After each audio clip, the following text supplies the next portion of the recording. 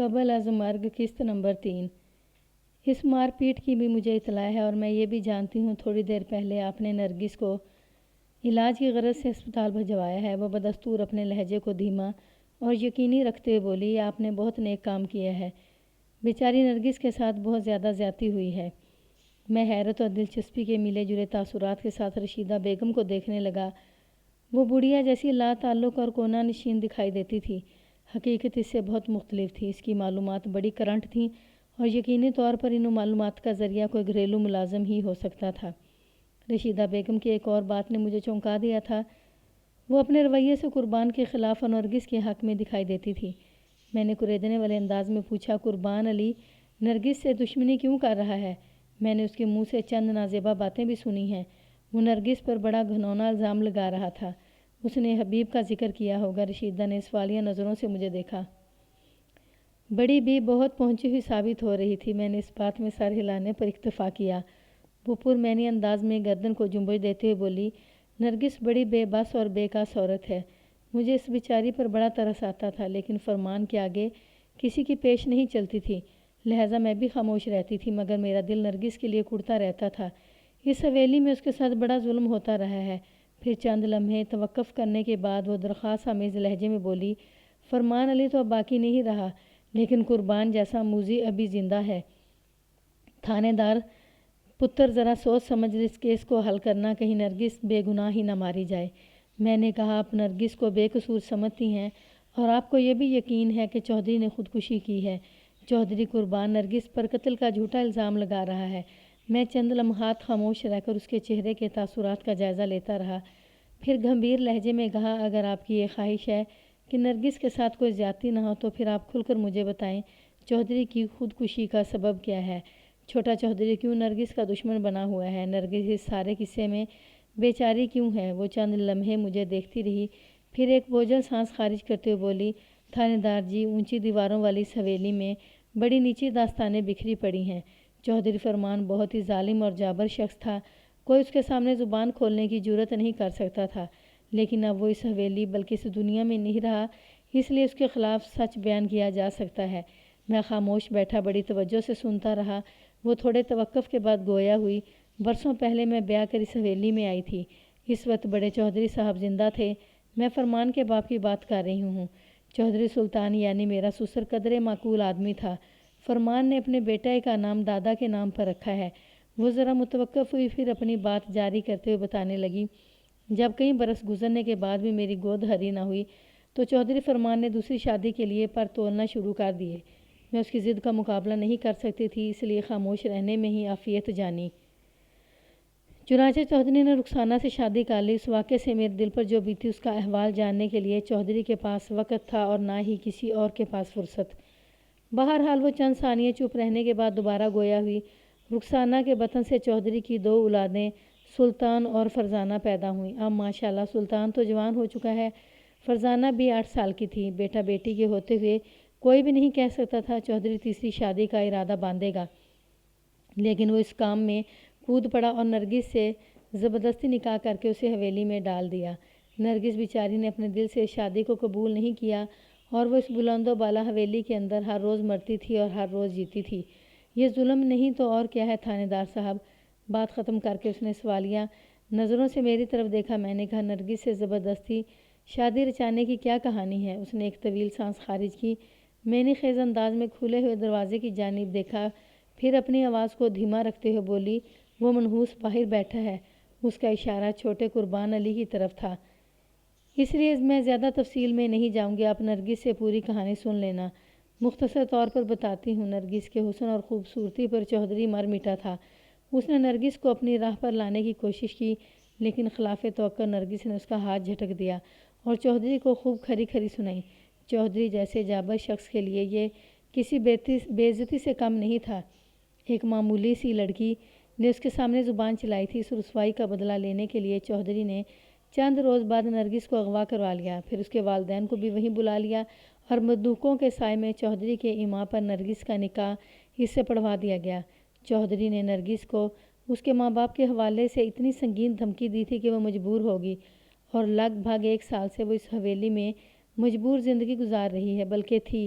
اب تو مجبور کرنے والا جابر باقی نہیں رہا۔ وہ خاموش ہوئی تو میں سوچ میں پڑ گیا۔ رشیدہ بیگم نے نرگس کے لیے معمولی لڑکی کے الفاظ استعمال کیے تھے۔ تھوڑی دیر پہلے چودھری قربان علی اسے نیچ ذات سے تعبیر کر چکا تھا۔ اس حوالے سے میں نے اس سے سوال کیا تو اس نے بتایا نرگس ایک انتہائی غریب گھرانے سے تعلق رکھتی ہے۔ اس کا باپ شوکت حسین مراد پور کا جلاحہ ہے۔ کمل کیچڑ میں اور گلاب کانٹوں میں کھلتا ہے۔ قدرت نے اگر نرگس کو بے حد حسین و جمیل بنایا ہے تو اس میں اس بیچاری کا کیا قصور ہے؟ وہ اپنے خاندانی پس منظر سے کیوں کر چھٹکارا حاصل کر سکتی ہے؟ یہ تو آپ بالکل ٹھیک کہہ رہی ہیں، میں نے پرسوچ انداز میں کہا۔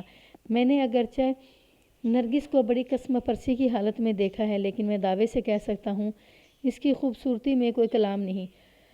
وہ خاموشی سے مجھے تکنے لگی۔ میں نے پوچھا یہ چھوٹا قربان علی کیوں ہاتھ دھو کر نرگس کے پیچھے پڑا ہوا ہے؟ وہ اسے فرمان علی کی قاتل ثابت کرنے کے لیے پورا زور مار رہا ہے۔ یہ اپنے بھائی سے کچھ کم نہیں۔ وہ نفرت زدہ نظر سے دروازے کی جانب دیکھتے ہوئے بولی، اپنے خاندان کی آج نامی کا اسے بڑا خیال ہے۔ یہ کسی بھی طور پر نرگس کو حویلی میں لانے کے حق میں نہیں تھا۔ ٹاٹ میں مخمل اور مخمل میں ٹاٹ کے پیوند کی باتیں کرتا تھا، لیکن بڑے بھائی کے سامنے اس کی ایک نہ چلی۔ پھر نرگس کے یہاں آتے ہی ان دونوں میں سرد جنگ کا آغاز ہو گیا تھا۔ وہ فرمان علی کو اپنا شوہر تسلیم کرنے کو تیار نہیں تھی اور گاہے بگاہے اپنی نفرت کا اظہار بھی کرتی رہتی تھی۔ جواب میں قربان علی اسے موری کی اینٹ کے چوبارے میں چنائی کے تانے دیتا رہتا۔ الغرض ان دونوں میں خدا واسطے کا بیر تھا۔ رشیدہ نے اپنے تئیں بھرپور وضاحت کرنے کی کوشش کی تھی، لیکن سچی بات تو یہ ہے کہ میری تسلی نہ ہوئی۔ یا تو رشیدہ بیگم نے مجھ سے کچھ چھپانے کی کوشش کی تھی یا پھر بھی وہ بہت کچھ باتوں سے بے خبر تھی۔ بہرحال میں نے اس حوالے سے اسے زیادہ کریدنا ضروری نہ سمجھا اور چودھری فرمان علی کو فوکس کرتے ہوئے پوچھا، اب ذرا چودھری کی خودکشی کا سبب بھی بتا دیں۔ آپ کا دعویٰ ہے چودھری کو قتل نہیں کیا گیا بلکہ اس نے اپنے ہاتھوں سے خود موت کے حوالے کیا ہے۔ کیا آپ نے اسے چھت سے لٹکے ہوئے نہیں دیکھا؟ دیکھا ہے، میں نے اس بات میں جواب دیا۔ وہ بولی، اگر آپ نے دیکھا ہے تو نرگس جیسی دھان پان عورت کو بھی غور سے دیکھا ہوگا۔ کیا نرگس کے لیے یہ ممکن ہے وہ چودھری کی گردن میں پھندا ڈال کر اسے چھت سے ٹانگ دے اور کسی کو کانوں کان خبر نہ ہو؟ یہ اتنا آسان کام تو نہیں تھانے دار صاحب۔ وہ ایک لمحے کے لیے متوقف ہوئی، پھر بات جاری رکھتے ہوئے بولی، اگر واقعی نرگس نے یہ کام کیا ہوتا تو میرا خیال ہے وہ بڑے فخر سے اپنے کارنامے کا اقرار کر لیتی۔ آپ کا زیادہ زور اس بات پر ہے کہ یہ قتل نرگس نے نہیں کیا بلکہ چودھری فرمان علی نے خودکشی کی ہے۔ میں نے نہایت ہی سنجیدہ لہجے میں دریافت کیا، لیکن میں یہ جاننا چاہتا ہوں کہ چودھری فرمان جیسے با اختیار آدمی کو اچانک خودکشی کرنے کی کیوں ضرورت پیش آ گئی؟ وہ کچھ نہیں بولی، خاموشی سے مجھے تکتی رہی۔ میں نے پراسرار لہجے میں کہا، آپ نے میری بات کا جواب نہیں دیا۔ وہ تامل کرتے ہوئے گمبھیر آواز میں بولی، تھانے دار صاحب، میرے خیال میں فرمان علی نے اچانک خودکشی نہیں کی بلکہ وہ یہ کام قسطوں میں کر رہا تھا۔ چھت سے لٹکنا تو اس زنجیر کی آخری کڑی ہے۔ میں کچھ سمجھا نہیں، میں نے متعجب لہجے میں کہا۔ وہ وضاحت کرتے ہوئے بولی، تھانے دار صاحب، اگر آپ خریداری کے لیے کسی بڑی دکان پر جائیں اور وہاں آپ کو کوئی انتہائی حسین اور خوش نما شے پسند آ جائے اور آپ اسے پیک کروا لیں، پھر جب ادائیگی کا وقت آئے تو جیب میں ہاتھ ڈالنے پر آپ کو پتہ چلے کہ آپ کے تو پلے کچھ ہے ہی نہیں، تصور کریں اس موقع پر آپ کو کتنی شرمندگی ہوگی۔ میں حیران اور پریشان اس تجربہ کار بڑھیا کو دیکھنے لگا۔ وہ اپنی بات کو آگے بڑھاتے ہوئے بولی، چودھری بھی نرگس جیسی حسین اور جوان لڑکی کو اٹھا کر حویلی میں لے آیا تھا، لیکن یہاں پہنچ کر اسے احساس ہوا کہ اس کا پلہ تو خالی ہو چکا ہے۔ اس کے بعد ہر رات وہ ندامت میں کا سامنا کرتا رہا اور آخر کار اس نے روز روز کی خفت سے چھٹکارا حاصل کرنے کے لیے خودکشی کر لی۔ آپ میری بات تو سمجھ رہے ہیں؟ میں نے اس بات میں گردن ہلائی اور کہا، کسی شوہر کے بارے میں اس کی بیوی کا بیان بڑی اہمیت کا حامل ہوتا ہے۔ میں آپ کی بات کو رد نہیں کر سکتا، لیکن میرا جملہ مکمل ہونے سے پہلے ہی وہ قطع کلامی کرتے ہوئے بولی، تھانے دار صاحب، میں تو چودھری فرمان کی صرف نام کی بیوی بن کر رہ گئی تھی۔ رخسانہ سے شادی کے بعد وہ کچھ عرصے تک مجھ پر مہربان رہا، پھر رفتہ رفتہ اس کی پوری توجہ رخسانہ پر مذکور ہو گئی۔ میں نے چودھری کی جس خامی کا ذکر کیا ہے وہ تو 1 سال پہلے مجھے رخسانہ نے بتائی تھی، جب چودھری نے زبردستی نرگس سے شادی رچائی تھی۔ رخسانہ کی بات سن کر مجھے حیرت تو ہوئی تھی، لیکن اس کے ساتھ اس بات کا بھی افسوس ہوا کہ نرگس کے ساتھ زیادتی اور زیادتی ہو رہی ہے۔ میں نے تعجب خیز نظر سے رشیدہ بیگم کو دیکھا اور کہا، آپ کا رخسانہ کا دعویٰ اپنی جگہ، لیکن چودھری نے جانتے بوجھتے اتنا بڑا قدم کیوں اٹھایا کہ اسے کسی قسم کی ندامت کا سامنا کرنا پڑے؟ ہوس اور ہرس کی ابتدا تو ہوتی ہے لیکن انتہا کو کوئی نہیں جانتا تھانیدار صاحب، وہ فلسفیانہ انداز میں بولی۔ چودھری فرمان علی بلا کا حریص اور ہوس پرست تھا۔ اس نے کسی قسم کے سنگین نتائج کی پرواہ کیے بغیر نرگس سے زبردستی شادی رچا کر اسے حویلی میں ڈال دیا تھا۔ رشیدہ بیگم سے ہونے والی گفتگو میں روانی اور تسلسل نہیں تھا۔ وہ بہت ہی زیادہ کمزور اور نکیہ تھی، رک رک کر بولتی اور تھک کر خاموش ہو جاتی تھی۔ 55 سال اتنی بھی زیادہ عمر نہیں ہوتی، لیکن چودھری کے ناروا سلوک اور ازدواجی بے توجہی نے وقت سے پہلے اسے ضعیف اور ناتواں بنا دیا تھا۔ وہ کسی عضو معطل کی طرح حویلی کے ایک کمرے میں پڑی رہتی تھی۔ اس کی صحت اور ظاہری حالت سے مجھے لگا کہ اگر وہ کچھ عرصہ مزید اسی کیفیت میں رہی تو بہت جلد جنت مکانی ہو جائے گی۔ میں اس کی بے ربط اور شکستہ باتوں کو ایک ترتیب سے آپ کی خدمت میں پیش کر رہا ہوں تاکہ آپ کو کسی ذہنی الجھن کا سامنا نہ کرنا پڑے۔ رشیدہ کے پاس سے اٹھنے سے قبل میں نے اسے پوچھا، یہ حبیب نامی بندے کا کیا قصہ ہے؟ چودھری قربان علی کا دعویٰ ہے نرگس نے حبیب کی مدد سے چودھری فرمان کو قتل کیا ہے۔ وہ بکواس کرتا ہے۔ اس نے ناپسندیدہ نظر سے کھلے ہوئے دروازے کو دیکھا اور بولی، حبیب بیچارہ بہت ہی سیدھا سادہ اور اپنے کام سے کام رکھنے والا بندہ ہے۔ وہ رشتے میں نرگس کا پھوپھی زاد ہے۔ نرگس کا باپ حبیب کا ماموں لگتا ہے۔ نرگس اور حبیب کی منگنی ہو چکی تھی، مگر چودھری فرمان نے شب خون مارا اور نرگس کو زبردستی اغوا کر کے اس سے شادی کر لی۔ ظاہر ہے حبیب چودھری فرمان کا کچھ نہیں بگاڑ سکتا تھا، لہذا زہر کا گھونٹ اور خون کے آنسو پی کر وہ رہ گیا۔ حبیب کے حوالے سے نرگس کو قتل کے کیس میں ملوث کرنا چھوٹی چودھری کی سازشی ذہن کا کارنامہ ہے، ورنہ حبیب اس حویلی میں قدم رکھنے کی جرأت نہیں کر سکتا۔ قتل وتل تو بہت دور کی بات ہے تھانے دار صاحب، آپ مراد پور جائیں تو حبیب سے ضرور ملیں، آپ کو میری بات کا یقین آ جائے گا۔ تھوڑی دیر بعد میں چودھری فرمان کی دوسری بیوی یعنی رخسانہ کے پاس بیٹھا اظہار تعزیت کر رہا تھا۔ چودھری فرمان چاہے جیسا بھی تھا، لیکن اس کی موت پر لواحقین سے ہمدردی کا اظہار کرنا میرا فرض تھا۔ رخسانہ کی عمر لگ بھگ 40 سال رہی ہوگی۔ وہ اچھی شکل و صورت کی مالک تھی اور شوہر کے زیاں پر کافی افسردہ دکھائی دیتی تھی۔ چودھری کی موت کے حوالے سے اس سے کوئی مفید بات معلوم نہ ہو سکی۔ اس نے نہ تو نرگس کو قاتل ٹھہرایا، نہ ہی چودھری کی خودکشی پر زور دیا۔ قربان علی کے بارے میں بھی اس نے کھل کر کوئی بات نہ کی۔ وہ خاصی سنجیدہ اور محتاط نظر آتی تھی۔ میں نے رخسانہ کا سرسری بیان نوٹ کیا اور پھر ایک خاص زاویے سے رشیدہ بیگم کے انکشاف کی تصدیق چاہی تو وہ چونک کر مجھے دیکھنے لگی۔ آپ کو کس نے بتائی ہے یہ بات؟ اس کے سوال میں بے حد بے تابی تھی۔ میں نے صاف گوئی سے کام لیتے ہوئے کہا، رشیدہ بیگم نے، اور اس کو بھی آپ ہی نے بتایا تھا۔ نرگس سے شادی کے موقع پر آپ دونوں پر اس موضوع پر تفصیلی بات ہوئی تھی۔ وہ گردن جھکا کر خاموش ہوگی۔ میں آپ کی خاموشی کو تصدیق سمجھوں؟ جی حقیقت تو یہی ہے، وہ نحیف آواز میں بولی۔ اس کا مطلب ہے آپ رشیدہ کے خیالات سے متفق ہیں؟ اس نے الجھن زدہ نظر سے مجھے دیکھا اور بولی، رشیدہ کے کون سے خیالات؟ یہی کہ چودھری فرمان نے مسلسل ندامت سے تانگ آ کر خودکشی کر لی۔ جی میں اس سلسلے میں کیا کہہ سکتی ہوں؟ وہ گڑبڑا گئی۔ میں نے سادگی سے کہا، اپنی رائے دے سکتی ہیں جناب۔ سچی بات تو یہ ہے کہ مجھے چودھری صاحب کی خودکشی پر یقین نہیں آ رہا۔ وہ دو ٹوک انداز میں بولی، یقین نہ آنے کی کوئی وجہ تو ہوگی۔ میں نے تیز نظر سے اسے گھورا۔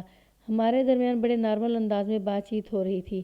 ہمیں سرگوشیوں اور احتیاط کا سہارا نہیں لینا پڑا تھا، کیونکہ چودھری قربان مجھے رخسانہ کے پاس پہنچا کر خود وہاں سے ہٹ گیا تھا، جبکہ رشیدہ کی باری پر وہ دروازے کے باہر موڑا ڈالے بیٹھا تھا۔ اس سے یہ بات ثابت ہوئی کہ وہ رشیدہ کی بنسبت رخسانہ کو قابل بھروسہ سمجھتا تھا۔ یہی صورت رخسانہ کے رویے سے بھی جھلکتی تھی۔ رشیدہ کے برخلاف اس نے ابھی تک قربان کے خلاف ایک لفظ بھی نہیں کہا تھا۔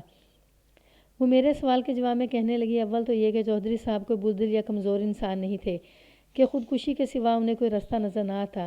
نرگس سے شادی سے قبل وہ اپنے نقص سے واقف تھے۔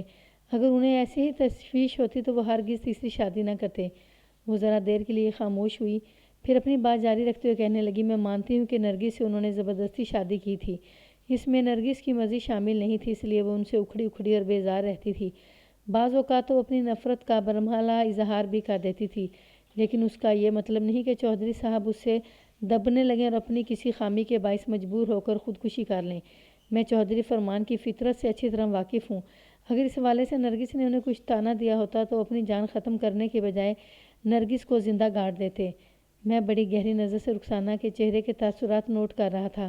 میں نے محسوس کیا وہ چودھری فرمان علی کے لیے اپنے دل میں ہمدردی اور حمایت کے جذبات رکھتی تھی۔ شاید اس کی وجہ یہ رہی ہو کہ چودھری اس کے 2 بچوں کا باپ تھا۔ بچوں والی بیوی ویسے بھی بھاری ہوتی ہے، شوہر کی نظر میں اس کی قدر و قیمت کہیں زیادہ ہوتی ہے۔ رخسانہ رشیدہ پر سوتن آئی تھی اور نرگس رخسانہ پر۔ نرگس اور رشیدہ کے دل میں چودھری کے لیے نفرت ہی نفرت تھی، جبکہ رخسانہ اس سلسلے میں اپنے سینے کے اندر نرم گوشہ رکھتی تھی۔ نرگس کی نفرت، ناپسندیدگی اور بیزاری تو سمجھ میں آنے والی بات تھی۔ چودھری نے اس کی مرضی کے خلاف زبردستی اغوا کے بعد اسے شادی کی تھی۔ عورت اپنے ساتھ ہونے والی زیادتی کو بھول سکتی ہے، مگر وہ اپنے پندار کو لگنے والی ٹھیس کو کبھی فراموش نہیں کرتی۔ چودھری فرمان علی نے نرگس کے ماں باپ کو بندوقوں کے نشانوں پر رکھ کر اسے گھٹنے ٹیکنے پر مجبور کیا تھا۔ وہ والدین کی زندگی کے لیے چودھری سے نکاح پر آمادہ ہوگی، تاہم اس مرحلے سے گزرتے ہوئے اس کا دل خون ہو گیا تھا۔ دل سے اس نے کبھی چودھری فرمان کو اپنا شوہر تسلیم نہیں کیا، وہ ایسا کر ہی نہیں سکتی تھی۔ اس کے معصوم دل میں تو چودھری نے اپنی ہوس کے خونی پنجے گاڑ رکھے تھے۔ رشیدہ بیگم کی مخالفت کا سبب یہی نظر آتا تھا کہ چودھری نے دوسری شادی کے بعد اسے بالکل ہی نظر انداز کر دیا تھا، اور پھر تیسری شادی کے بعد تو وہ کسی گنتی میں شمار نہ رہی۔ وہ اپنے کمرے میں اس طرح پڑی رہتی جیسے بیکار اور ناقابل استعمال سامان اسٹور میں پھینک دیا جاتا ہے۔ تینوں بیویوں کا یہ تقابلی جائزہ چند لمحات میں میرے دماغ کے اسکرین پر ابھر کر غروب ہو گیا تو میں رخسانہ کے الفاظ پر غور کرنے لگا۔ چودھری فرمان علی کی فطرت کے بارے میں اس نے قریب الحقائق بات کی تھی۔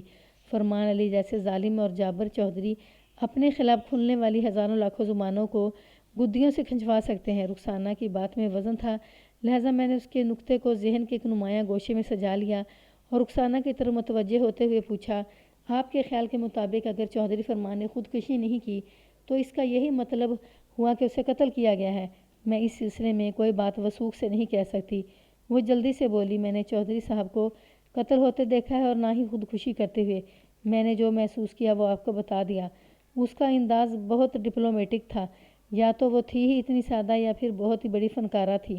میں نے اسے گھسنے کی خاطر کہا، رشیدہ بیگم نے اپنے بیان میں مجھے بتایا ہے کہ چودھری فرمان نے خودکشی کی ہے، اور یہ کہ نرگس پر قتل کا الزام بالکل جھوٹا اور بے بنیاد ہے۔ کیا رشیدہ نے چودھری صاحب کو پھانسی لگتے اپنی آنکھوں سے دیکھا ہے؟ وہ چبھتے ہوئے لہجے میں بولی۔ میں نے ٹھوس الفاظ میں کہا، بالکل نہیں۔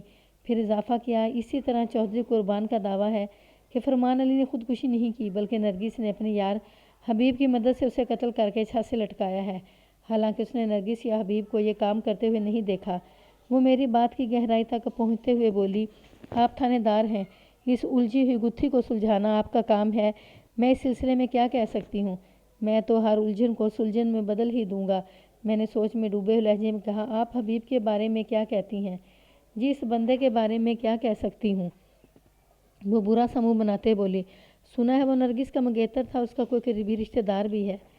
کیا وہ کبھی اس حویلی میں بھی آ چکا ہے؟ نہیں، وہ قطعیت سے بولی، گزشتہ روز اسے حویلی کے آس پاس کہیں دیکھا گیا ہوگا۔ میں اس سلسلے میں کچھ نہیں جانتی، میں حویلی سے باہر نہیں جاتی ہوں۔ میں نے یہ سوال اس لیے کیا ہے کہ قربان علی حبیب کو نرگس کا شریک جرم قرار دے رہا ہے، تو پھر آپ یہ سوال قربان سے ہی کریں۔ وہ اکتاہٹ آمیز لہجے میں بولی، میں نے تو آج تک اس شخص کی شکل نہیں دیکھی اور نہ ہی اس سے کسی قسم کی دلچسپی ہے۔ میں نے چند لمحے خاموش رہنے کے بعد کہا، میں نے جائے وقوع کا تنقیدی اور تفصیلی جائزہ لیا ہے، اور 3 دروازوں کی حقیقت کے بارے میں بھی مجھے بتایا گیا ہے۔ چودھری فرمان کی مرضی کے بغیر کوئی بیوی اس کی خوابگاہ میں داخل نہیں ہو سکتی تھی، کیونکہ وہ تمام دروازوں کو اندر سے مقفل رکھتا تھا۔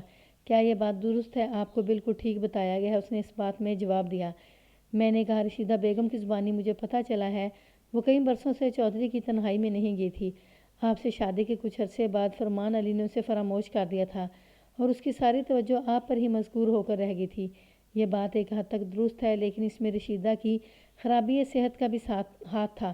رخسانہ نے سنجیدگی سے کہا، وہ بہت زود حس اور جذباتی عورت ہے۔